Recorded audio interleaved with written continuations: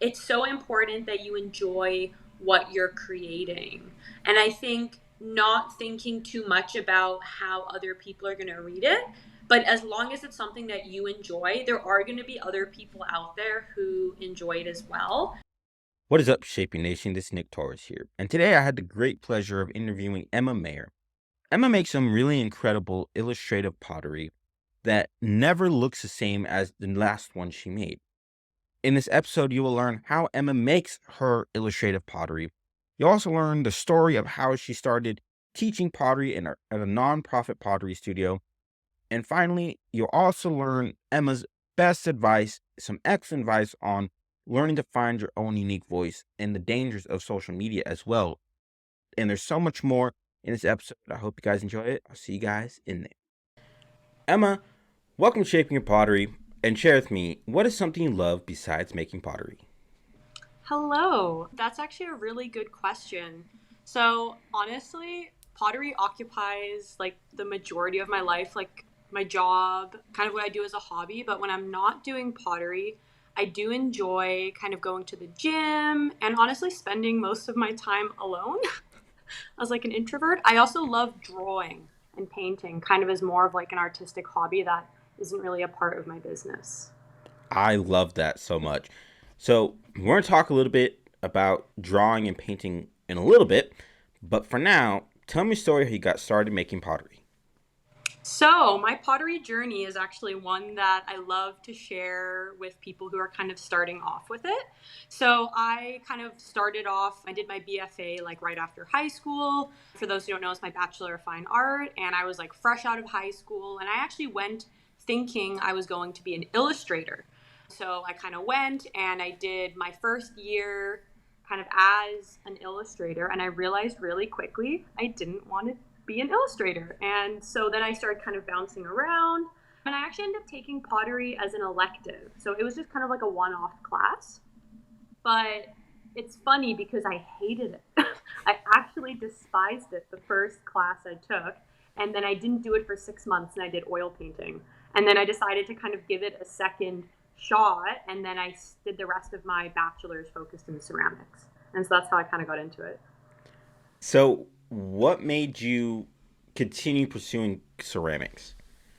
I think my initial dislike for ceramics wasn't got didn't really have to do with ceramics kind of on its own, but when you first start, it's really really hard to kind of actually make anything that you like what you're visualizing. And I wasn't used to that. Someone coming in from illustration and having complete control on the outcome of my work, going into ceramics and not being able to like execute what I wanted is kind of what found it so frustrating. But I realized that what made me want to continue doing it was it kind of had all the elements of fine art that I enjoyed. So it had sculpture in it. It was functional. So I really liked that it had like a purpose.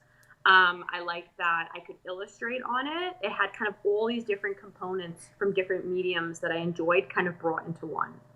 Awesome. Absolutely love it. So, now, also are a pottery teacher. Can you tell me Yeah. how you became a pottery teacher at a nonprofit pottery studio?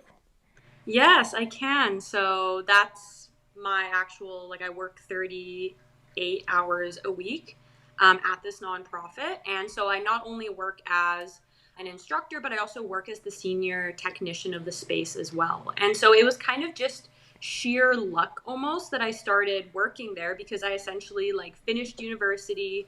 I was lost. I was like 20, 21. And I was like, I don't know what I want to do. And so I actually ended up moving out of the main city that I was living in. And I moved to kind of the outskirts to where my mom lived. And so I was staying with her for a couple months. And it was just a coincidence that the studio that I applied for was kind of in that area. And that's how I kind of started. I applied, I got accepted, and that's kind of how I started working there as an instructor and a technician. What were the feelings you were feeling when you got accepted to be the teacher and the technician at that studio? So I was really excited. It was actually an interesting path. So the nonprofit that I started working at, it was very small when I first started and it was not the best managed. We've like had a complete kind of change of like our arts director and stuff. And now we're quite big. But when I started, I was only there maybe 2 days a week. And I was actually working in a restaurant at the same time. And it was only after about a year of being there, I actually started working there full time, running the pottery studio.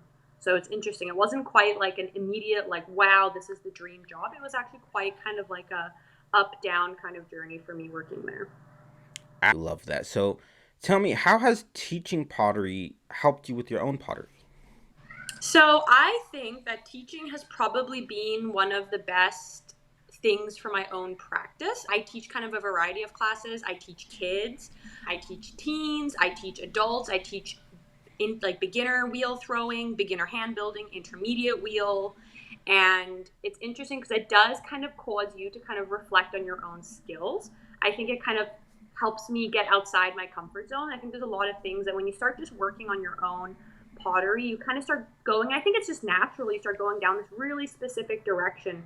And instructing kind of helps me kind of keep experimenting with new things that I maybe wouldn't necessarily be doing in my own practice. So you mentioned it allowed you to reflect on your own skills. Can you tell me more about that?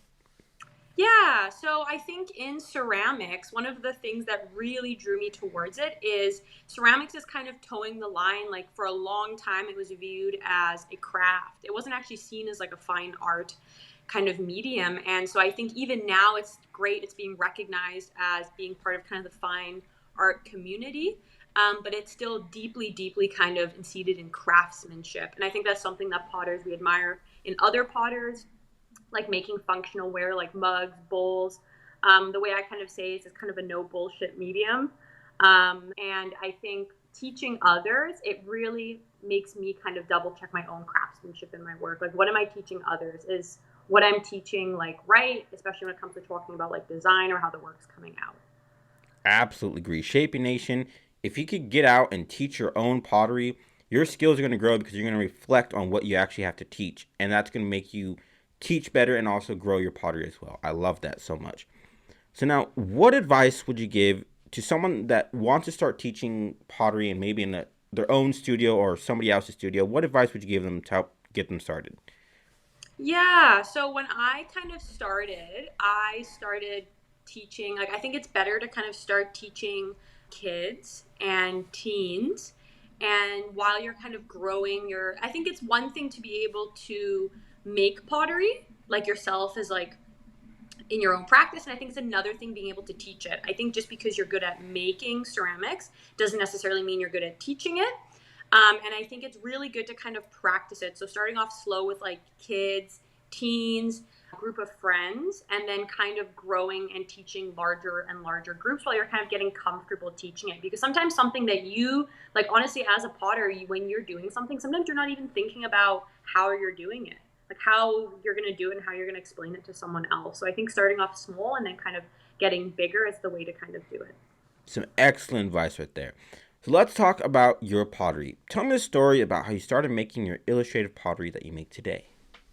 Yeah, so for me, for those who have been following me since the beginning, my practice has actually changed quite a lot. So I have like some feelings of happiness about that, and I also have like some feelings of wishing that I kind of waited longer before going out on social media. I started posting my work kind of like right from the beginning, which I think has its kind of pros and cons with it.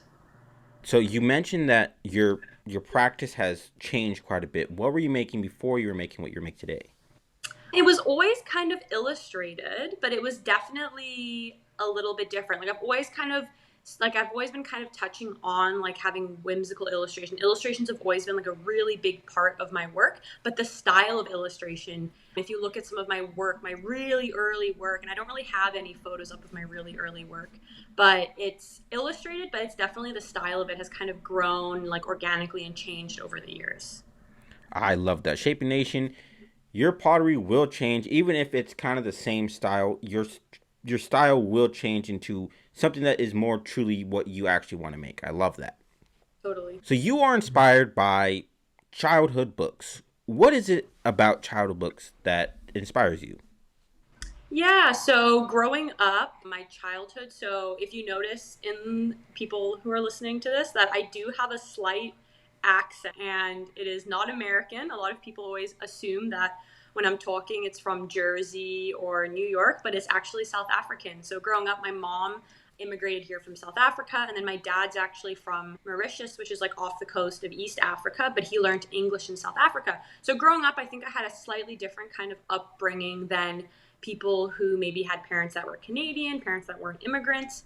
And so growing up, I was not allowed to watch TV. I had quite strict regulation around that. But one of the things that was a really prominent kind of memory was my childhood books that were read to me. And I think the books that were read to me were maybe more European. They were brought over by my grandmother. She used to visit from South Africa, and there were books by Eden Blyton and Roald Dahl and those kind of books, and those played a really huge role in inspiring me as a child. And as I kind of grew up, it kind of turned into what inspired my practice. I absolutely love that. Such a great story. So, something I found interesting from your website is you said, I focus on making work that makes me smile and hopefully makes others smile as well. Can you tell me more about this? Yeah, so a lot of people will ask me like what is the inspiration like behind your work? Like what's the purpose? And I think that's something we're always kind of trying to find like in our practice, in our own art practices. And for me, like I struggle with a lot of kind of mental health issues. It's something that I'm not really ashamed about, but it's not something that I talk about a lot with people. But creating work kind of helps myself with my own kind of mental struggles as someone who has OCD and anxiety.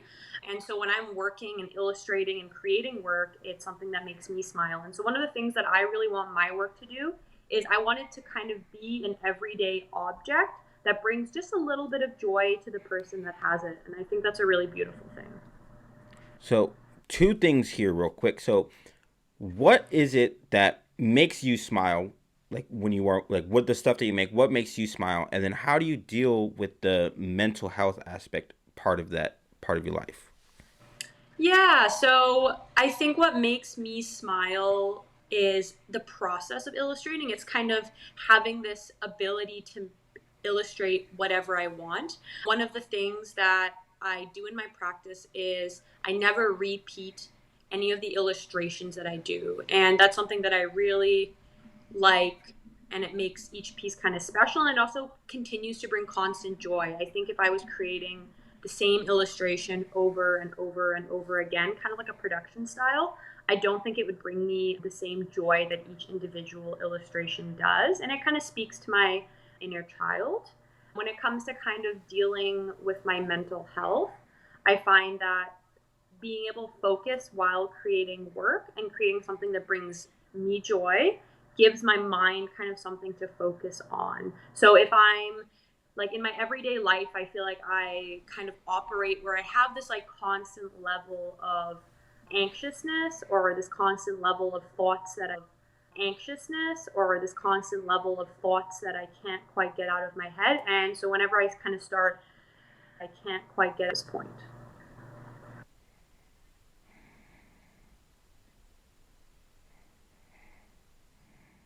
Absolutely love that. Shaping Nation, pottery is more than just a hobby. You can use it to help you with your own mental health and other things in your own life.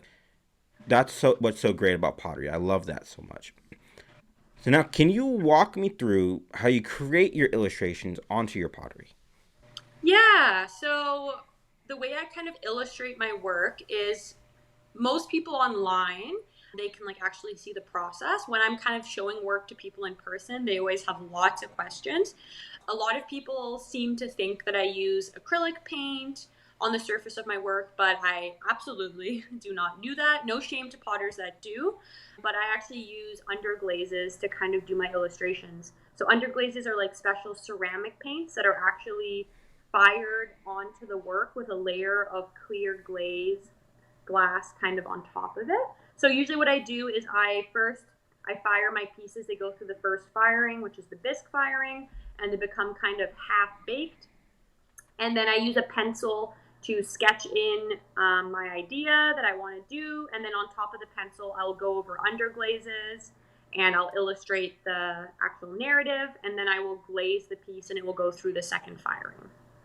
So now, earlier you mentioned that no two piece of illustration is the same. You're always making something new. What does that process look like of you creating a new illustration before actually putting it onto a piece? You know, it's funny you ask that, but I actually don't plan out any of my illustrations before I sketch them on the piece. So, a lot of potters and a lot of artists, I think, really take the time to kind of like sketch out their pieces on like Procreate or paper. And once in a while, I will use Procreate just to kind of sketch out like the character itself. So if I'm doing like a duck or a cow or a mouse is a really popular character of mine, I will kind of do them in various poses. But when I'm actually creating the full illustration on the piece, I literally just think it out while I'm like holding the piece and penciling it in. So why do you do it that way instead of drawing it out beforehand? I think because when I've drawn it out beforehand, I feel like I have executed the idea and done it. And I don't know if this is just the way my brain works, but I have tried in the past to draw out the whole scene and pick the colors on Procreate. And once I've done that, I feel like a little bit of the joy has already kind of passed for me. I feel like I have executed it. Even though I haven't, I feel like I have executed that idea. And it's the same reason that I struggle to do pre orders and customs and things for people as well. Because for me, it's like I really enjoy being able to just come up with what I want to illustrate, like at the moment I'm doing it on the piece. Absolutely love that. Shaping Nation, you don't have to have a plan for your pottery. You can just kind of let the work start forming by itself. You don't need to always have a plan. I love that. So now you mentioned that you struggle with taking pre-orders and doing customs. How do you what is your process of saying no to these people that are always asking you with customs and pre-orders? I'm usually pretty good about it. I don't have as many people asking me online because I have it kind of listed everywhere that I don't do customs and pre orders. I used to. In person, it's kind of a little bit harder at events and stuff to kind of explain to people why, but usually I go over a couple different reasons. The reason number one being that I work full time as a pottery technician and instructor. So I actually create my own work kind of around it. So I would say I'm definitely working, I would say, yeah, I don't even actually want to think about how much I'm working a week, but I'm kind of creating stuff around work. So sometimes, like when ceramics is pretty unpredictable, sometimes it's not even to do with me. If the kiln malfunctions, I get sick, then it can kind of put delays on work, and I don't have the time to kind of, if something doesn't work out, to like remake a custom. So that's usually the primary reason I tell people. I say the stress is too much. If something doesn't work, I don't have the time to kind of sit there and remake it. The second thing is I tend, with my anxiety and stuff, I tend to try to avoid doing additional commitments that I don't necessarily need to do. So, like in my own practice, I'm doing fine selling my work at markets, selling it online, the own work that I've kind of created. I don't have this like need to create customs or pre-orders.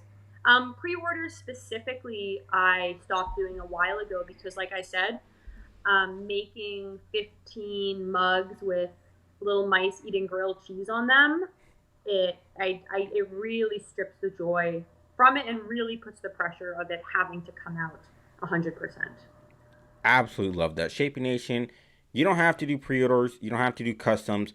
If you can learn to say no, that frees up time to do other stuff that you actually want to focus on with your pottery. I love that. So let's talk about discovering your voice. You contribute your growth as an artist to getting your BFA and surrounding yourself with other potters and creative people. Can you tell me more about this?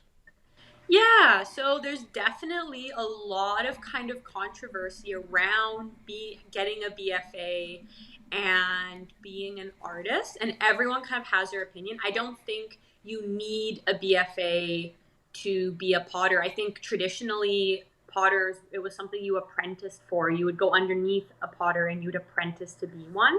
So I think it's just in kind of this shift from becoming kind of a craft to being a fine art that now it's kind of joined the BFA debate. For me personally, there's no way I would have been who I am today as an artist without my BFA. And I don't even think it's because of necessarily kind of having that certificate, but it's more because I was put in an environment where I had to learn and improve at a certain rate.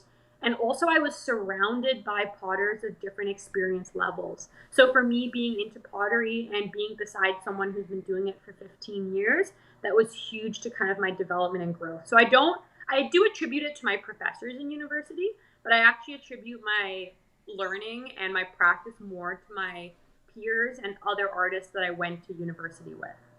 Absolutely love that. Shaping Nation, the more you surround yourself with other potters and other creatives, the better your pottery is going to be, and the more and easier it is to actually find your own unique voice. I love that. So, can you tell me about the moment when you knew you were heading in the right direction with your pottery? Yeah, so I think it's really common when you start off doing pottery, you don't know who you are and you don't know what you want to make, and you will be flip-flopping, and it's really normal. I think it's really hard kind of finding your voice, and especially finding something and experimenting without kind of taking away from other artists. And I think that's something that everyone kind of goes through. You're trying to find yourself and you're trying to like learn new things and apply it to your own work, but then kind of being careful that you're not stepping on other people's toes. And I think for me, it was probably the certain collect, it's probably where, if you go really far back on my Instagram feed, kind of the oldest post is kind of where I really started to feel like, aha, this is kind of the direction I'm going in. And it definitely took me years. Like, it didn't happen during my BFA. It probably happened a year or so after my BFA, where I kind of was like, this is something I can see myself doing long term for my practice. Love that. I love that so much. So, what would you say was your biggest obstacle when it came to discovering your own voice? So I think social media, funnily enough, might have been my biggest obstacle, like it's so hard to find out what you want to do when you're so surrounded by other potters, because you feel like everyone else has figured it out on what their practice wants to be. And it's so hard to kind of come up with like an individual voice. Kind of, this is who I am, without it looking a lot like what someone else is doing. And I think this is something when potters are trying to find out who they are, it's really hard to kind of find like, where am I? Like, what is something that is where the direction I want my practice to go in long term, but it's not too similar to someone else's. Because that saying, everything's already been done. And that's something that people, it's not too similar. Really hard to be kind of original and find your own work when you're literally being shown hundreds of other potters who are doing 100 different kind of things, and you're like, well, you feel like everything's already been done, which I think is a hard one. Absolutely. What did you do to help you with start being your own original potter? So I definitely experimented. Like, I knew from the beginning I wanted to do illustrations. That was never kind of a thing in question for me. For me, it was more kind of like, what kind of illustrations do I want to do, and how do I kind of want to like execute it on the work? And a lot of that was just kind of organic development. Even if you look back to like my work from like develop years ago, you can see the similarities, and my craftsmanship has kind of gotten better over the years. Now, what advice would you give to someone that is looking to discover their own unique voice with their pottery? Well, a couple things. I would say, again, my biggest regret in my own practice is jumping the gun on social media.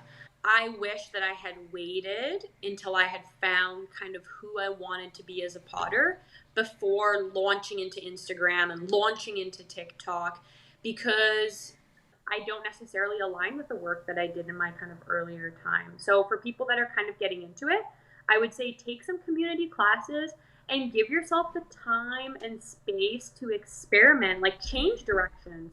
Don't kind of make yourself a social media account and then be like, I better stick on this trajectory in a certain direction because that's what people expect of me. And I think just kind of staying in classes and a smaller community until you really decide that like this is what the direction you want to go in, and then kind of branching and sharing it with like the rest of the world. Some excellent advice with there. Shaping Nation, you are never stuck with what you are currently making, and it's better to wait a little bit before you start sharing it sometimes until you have found something you truly love and truly love making. I love that advice. So now, Emma, it was really great chatting with you today, and as we're coming to a close here, what is one thing you want to hammer home with my audience today?